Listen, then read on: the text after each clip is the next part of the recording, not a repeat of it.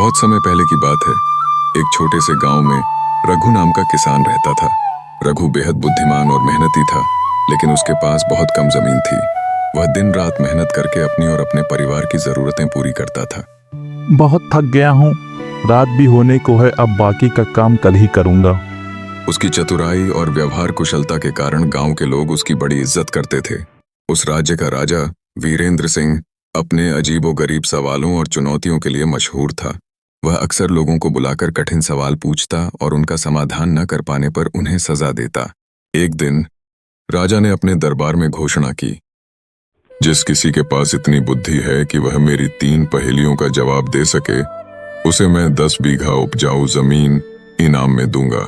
लेकिन अगर वह जवाब नहीं दे पाया तो उसे 3 साल तक मेरे महल में मजदूरी करनी होगी। यह सुनकर पूरे राज्य में हलचल मच गई। कोई भी इतना साहसी नहीं था कि राजा की चुनौती स्वीकार करे। रघु को भी यह खबर मिली। उसने सोचा, अगर मैं इस चुनौती को स्वीकार करूं और जीत जाऊं तो मुझे जमीन मिल जाएगी और मेरा परिवार खुशहाल जीवन जी सकेगा। रघु ने हिम्मत जुटाई और महल की ओर चल पड़ा।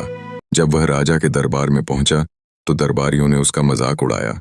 एक गरीब किसान राजा की पहेलियों का जवाब कैसे देगा? इन दरबारियों ने कहा। लेकिन राजा ने उसे बैठने का आदेश दिया। वह बोला, किसान, क्या तुम जानते हो कि मेरी चुनौती कितनी कठिन है?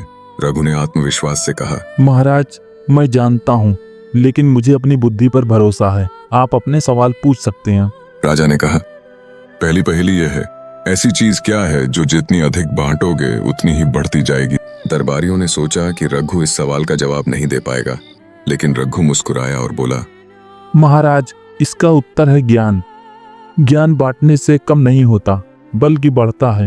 राजा ने सिर हिलाया और कहा, ठीक है, तुमने सही उत्तर दिया, लेकिन अगली पहेली आसान नहीं होगी। राजा ने कहा, दूसरी पहेली यह है, ऐसा क्या है जो बिना पंख के उड़ता है और बिना पैरों के दौड़ता है? दरबार में सन्नाटा छा गया। सभी सोचने लगे कि इसका जवाब क्या हो सकता है, लेकिन रघु को कोई संदेह नहीं था। उसने तुरंत कहा, महाराज, इसका उत्तर है समय। समय उड़ता है और किसी के लिए नहीं रुकता। राजा ने हैरानी से रघु को देखा।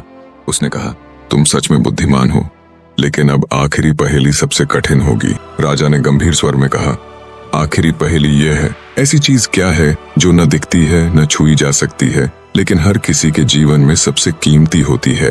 यह सवाल सुनकर दरबारियों ने सोचा कि अब रघु हार जाएगा, लेकिन रघु ने कुछ क्षण सोचा और फिर कहा, महाराज, इसका उत्तर है विश्वास। विश्वास को देखा और छुआ नहीं जा सकता, लेकिन यह हर रिश्ते और जीवन का आधार है। राजा रघु के जवाबों से बेहद प्रभावित हुआ।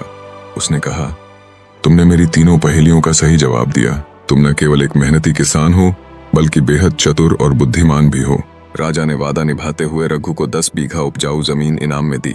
साथ ही उसने घोषणा की कि रघु की बुद्धिमानी को राज्य भर में सराहा जाएगा।